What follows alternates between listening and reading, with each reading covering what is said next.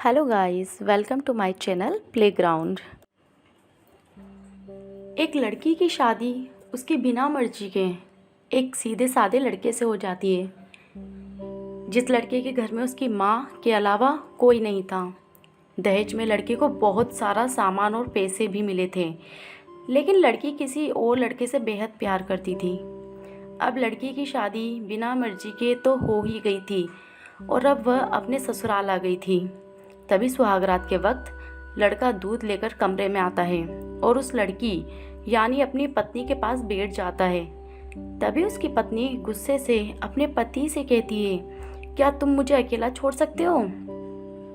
उसकी ये बात सुनकर उसका पति बहुत दुखी होता है, लेकिन फिर भी वह खुशी खुशी ये कहता है, नहीं तुम आराम करो, मैं तो सिर्फ तुम्हारे लिए दूध लेकर आया था। यह कहकर वह कमरे से बाहर चला जाता है, क्योंकि लड़की चाहती थी कि उसने झगड़ा क्यों नहीं किया ताकि वो उस गंवार से तलाक ले सके। अब लड़की को ससुराल में 3-4 दिन हो गए थे, मगर वो तो बस पूरा दिन फ़ोन पर बॉयफ्रेंड से बात करती थी और उधर लड़के की माँ बिना शिकायत करे दिन भर घर का सारा काम करती थी। वह सबके लिए खाना भी खुद ही बनाती थी, फिर भी उसकी माँ के चेहरे पर हर वक्त मुस्कुराहट रहती थी। लड़का एक कंपनी में छोटी सी नौकरी करता था। वह बेहद ही ईमानदार और मेहनती था। सुबह अपने काम पर जाता और शाम को थका हारा घर आता, मगर उसकी पत्नी उसे एक गिलास पानी भी नहीं पूछती थी। अब लड़के और लड़की की शादी को करीब 1 महीना हो गया था, मगर अब तक वह दोनों एक साथ कभी नहीं सोए थे।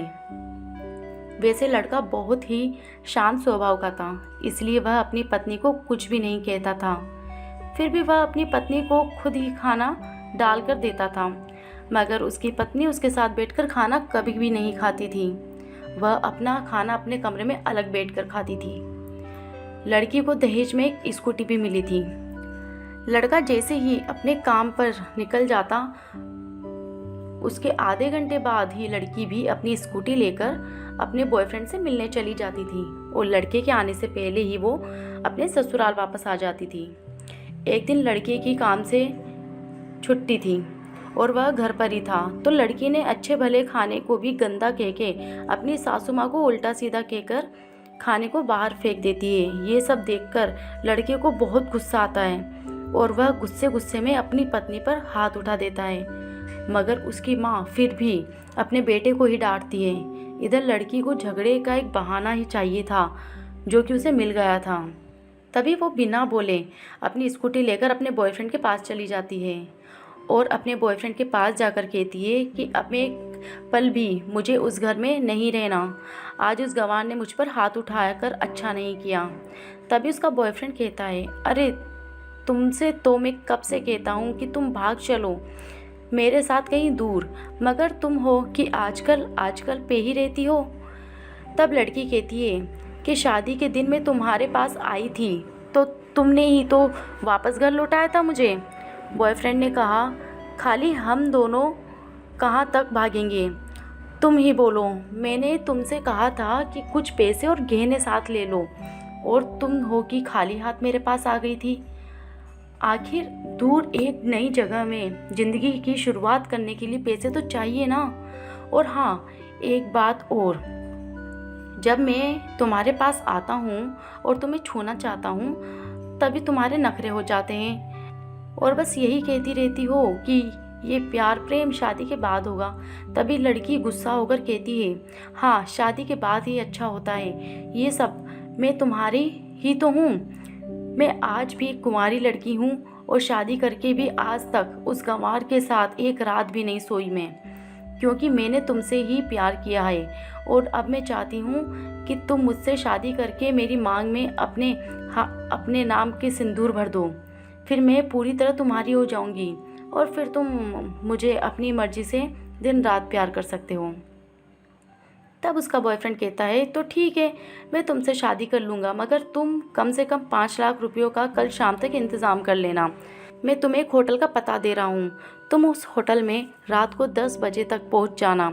लड़की कहती है, उस गंवार के पास कहाँ होगा पैसा, बल्कि मेरे पापा ने उसे दहेज में 3 लाख रुपए और मुझे कुछ सोने के गहने दिए थे।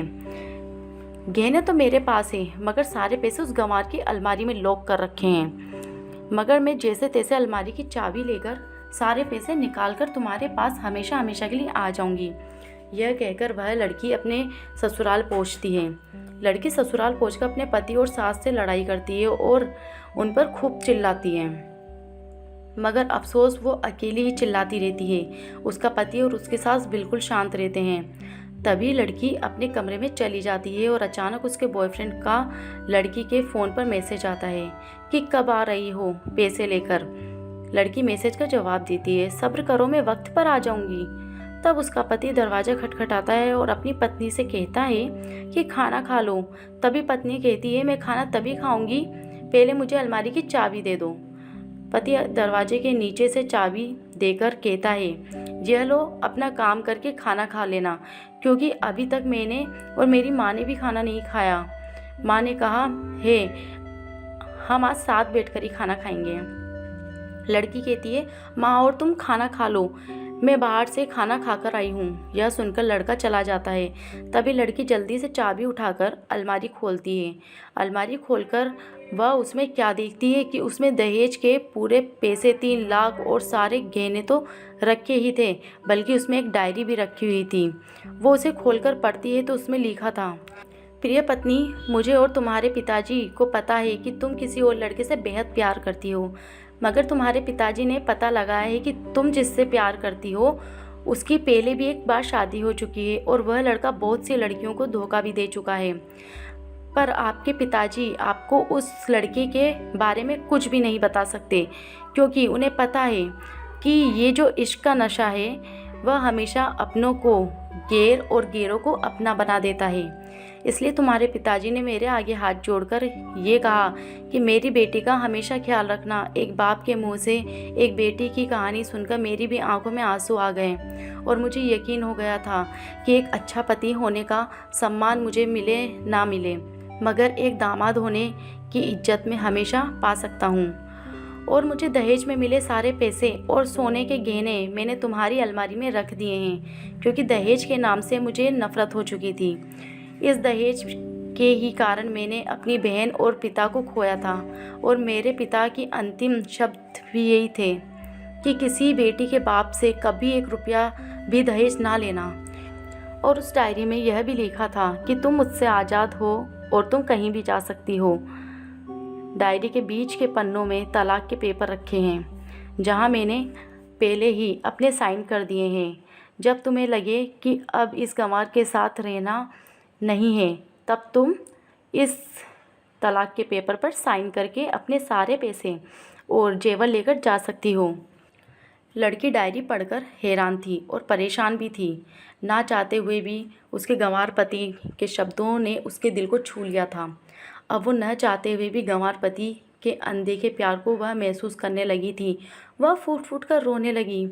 डायरी में आगे लिखा था कि मैंने तुम्हें इसलिए मारा क्योंकि अपनी माँ को गाली दी, और जो बेटा खुद के आगे अपनी माँ की बेइज्जती होते सहन कर ले, फिर वह बेटा ही कैसा।